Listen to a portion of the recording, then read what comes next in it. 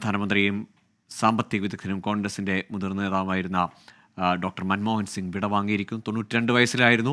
അദ്ദേഹത്തിൻ്റെ ആദ്യം ശ്വാസകോശമായ സംബന്ധമായ അസുഖത്തെ തുടർന്ന് ഡൽഹി എയിംസിൽ അല്പം മുമ്പ് അല്ലെങ്കിൽ മണിക്കൂറുകൾക്ക് മുമ്പാണ് അദ്ദേഹത്തിൻ്റെ വിയോഗം സംഭവിക്കുന്നത്. സാമ്പത്തിക പ്രതിസന്ധിയിലേക്ക് കൂപ്പുകുത്തിയ രാജ്യത്തെ വളർച്ചയിലേക്ക് കൈപിടിച്ച് നടത്തിയ ദീർഘദർശിയാണ് വിടവാങ്ങിയത്. 1990 വിദേശ നാണ്യശേഖരം കുത്തനെ ഇടിഞ്ഞ് ഇന്ത്യ പാപ്പരത്വത്തിലേക്ക് വീഴുമെന്ന് ഭയന്ന കാലം. കൈപിടിച്ചു നടത്താൻ രാജ്യത്തിന് ഒരു രക്ഷകനെ ആവശ്യമായിരുന്നു.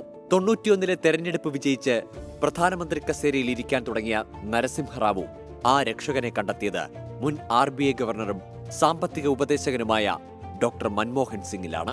പ്രായോഗികവാദിയായ സാമ്പത്തിക വിദഗ്ധനായിരുന്നു അതുവരെ രാഷ്ട്രീയത്തിലില്ലാതിരുന്ന മൻമോഹൻ സിംഗ്. ധനമന്ത്രിയായി ചുമതലയേറ്റ് മാസങ്ങൾക്കുള്ളിൽ മൻമോഹൻ സിംഗ് അവതരിപ്പിച്ച ബജറ്റ് പുതു ഇന്ത്യയുടെ ജാതകമായിരുന്നു. ഉദാരീകരണത്തിലൂന്നിയ സാമ്പത്തിക നയത്തിലൂടെ മൻമോഹൻ സിംഗ് ഇന്ത്യയുടെ സമ്പദ് രംഗത്ത് മാറ്റത്തിന്റെ നാന്ദി കുറിച്ചു.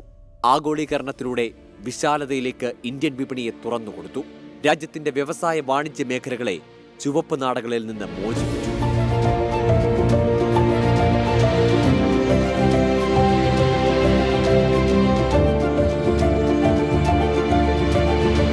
ഡോക്ടർ മൻമോഹൻ സിംഗ് പ്രധാനമന്ത്രി പദത്തിലേക്ക് എത്തിയതും തികച്ചും അപ്രതീക്ഷിതമായാണ്. 2004 UPA സഖ്യം ഭൂരിപക്ഷം ഉറപ്പിച്ചപ്പോൾ ആരാകും പ്രധാനമന്ത്രി എന്നതായിരുന്നു ചോദ്യം. എല്ലാ കണ്ണുകളും സോണിയാഗാന്ധിയിലേക്ക്. പക്ഷേ സോണിയാഗാന്ധി നിർദ്ദേശിച്ചത് മൻമോഹൻ സിംഗിനെ. 2009 UPA സർക്കാർ ഭരണം നിലനിർത്തിയപ്പോഴും മൻമോഹൻ സിംഗ് തന്നെയായിരുന്നു പ്രധാനമന്ത്രി. ഭക്ഷണവും വിദ്യാഭ്യാസവും തൊഴിലും ഭരണപരമായ വിവരങ്ങളും പൗരന്മാർക്ക് നിയമപരമായ അവകാശമാക്കിയത് മൻമോഹൻ സിംഗ് സർക്കാരാണ്. തൊഴിലുറപ്പ് പദ്ധതിയും ദേശീയ ആരോഗ്യ മിഷനുമെല്ലാം സർവതല സ്പർശിയായ വികസന മാതൃകകളായി.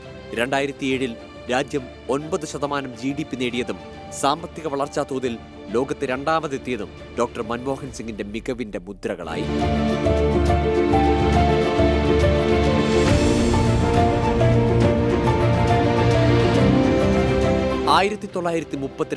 സെപ്റ്റംബർ 26 പഞ്ചാബിലാണ് ഡോക്ടർ മൻമോഹൻ സിംഗ് ജനിച്ചത്.